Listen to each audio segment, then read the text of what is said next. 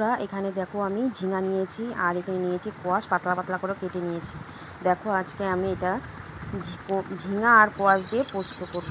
দেখো এদিকে কড়াই বসিয়ে দিয়েছি, তার মধ্যে কড়াইটা প্রচণ্ড গরম হয়ে গেছে। তার মধ্যে আমি এখানে কালো জিরে ফোড়ন দিয়ে সেখানে যে কোয়াশ আর ঝিঙেটা যে নিয়েছিলাম সেই কোয়াশ আর ঝিঙে আমি এখন এখানে কালো জিরে ফোড়ন দিয়ে এর মধ্যে দিয়ে দিলাম।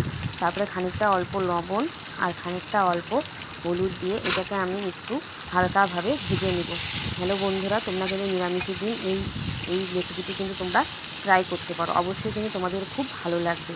দেখো তোমরা অবশ্যই দেখতে থাকো। হ্যালো বন্ধুরা, তোমরা সবাই কেমন আছো? আশা করি সবাই ভালো আছো। দেখো এখানে অনেকটা পরিমাণে কিন্তু জল বেরিয়েছে, যেহেতু ঝিঙে দিয়েছি, ঝিঙে দিলে কিন্তু অনেকটা পরিমাণে কিন্তু জল ছেড়ে দেয়। তারপরে দেখো এখানে কিন্তু আমি আদা বাটা, কাঁচা লঙ্কা বাটা আর জিরা বাটা আর পোস্ত বাটা একসঙ্গে বেটে নিয়েছি। তারপরে আমি এখানে দিয়ে দিলাম, দেওয়ার পরে খানিকটা লবণ আর একটু হলুদ দিয়ে দিলাম। কেননা প্রথমে আমি অল্প লবণ হলুদ দিয়েছি, তাই আমি পরে আরেকটা খানিকটা লবণ হলুদ দিয়ে এটাকে আমি ভালো মতো একটু কষিয়ে নেব। কষিয়ে নিয়ে আমি তারপরে হালকা পরিমাণে এখানে আমি জল দিয়ে দেবো। তোমরা কিন্তু বাড়িতে অবশ্যই এভাবে ট্রাই করো অবশ্যই শেয়ার করো, কমেন্ট করো, লাইক করো, অনেক অনেক ভালোবাসা দিও। দেখো এখানে আমি খানিকটা অল্প পরিমাণে জল দিয়ে দিলাম, কারণ এটা আগে থেকেই সেদ্ধ হয়ে গেছে, জল যে উঠেছিল সেখানে কিন্তু সেদ্ধ হয়ে গেছে।